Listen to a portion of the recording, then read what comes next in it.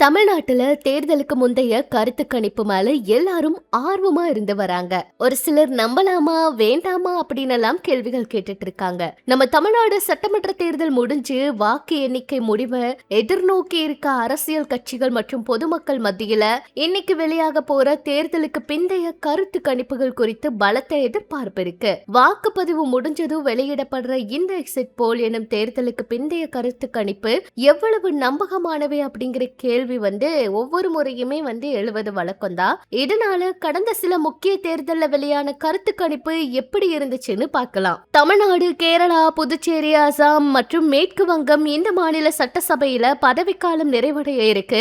தேர்தல் ஆணையம் அவற்றுக்கான தேர்தல் தேதி அறிவிச்சிருக்காங்க. அசாம், கேரளா, புதுச்சேரி சட்டமன்ற தேர்தல் சமீபத்துல ஒரே கட்டமா நடந்துச்சு. நம்ம தமிழ்நாட்டுல மொத்தம் 234 தொகுதிக்கான வாக்குப்பதிவு ஏப்ரல் 23 ஒரே கட்டமா நடந்துச்சு. மேற்கு மாநிலத்துல 2 கட்டமா நடத்தப்படும்னு சொன்னாங்க. இறுதிக்கட்ட வாக்குப்பதிவு நடந்துட்டு இருக்கு. இந்த நிலையில இன்னைக்கு வாக்குப்பதிவு முடிச்சதுக்கு அப்புறம் கருத்து கணிப்புகளை வெளியிடலாம் அப்படின்னு சொல்லி இருக்காங்க. தமிழகத்தை பொறுத்த வரைக்கும் கடந்த தேர்தல்ல வெளியான கருத்து கணிப்பு எந்த அளவுக்கு துல்லியமா இருந்துச்சு அப்படிங்கறத மக்களும் ஆராய்ந்துட்டு இருக்காங்க. 2011, 16, 21 இந்த 3 தேர்தல்ல முக்கியமா எடுத்துக்கொள்ளப்பட்டுச்சு. 11ல பாத்தீங்கன்னா தேர்தல் அப்ப வெளியான கருத்து கணிப்பு அதிமுக தான் வெற்றி பெறும்னு சொல்லி இருந்தாங்க. திமுக 65ல இருந்து 100ன்னு சொல்லி இருந்தாங்க.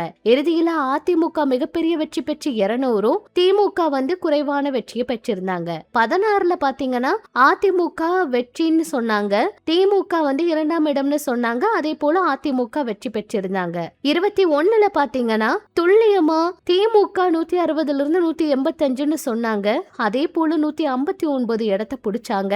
அதிமுக கூட்டணி 75 இடங்களை பிடிச்சாங்க. இந்த மாதிரி கடந்த தேர்தலோட கருத்து கணிப்புகள் அது கூட பொருந்தி இருந்துச்சு. தேர்தலுக்கு பிந்தைய கருத்து கணிப்பை முழுமையா நம்புறதுக்கு முன்னாடி அதை முன்னறிவிப்பா அப்படிங்கிற மாதிரி பார்க்கணும்னு அரசியல் ஆய்வாளர்களோட கருத்தா இருக்கு. இந்த நிலையில 26ல யாருக்கு இந்த வாய்ப்பு இருக்கு, யாரு வெற்றி பெற போறாங்க, திமுகவா அதிமுகவா, தமிழக வெற்றி கழகமும் களம் இறங்கி இருக்காங்க, மற்ற கட்சிகளோட குழப்பத்துல இருக்காங்க.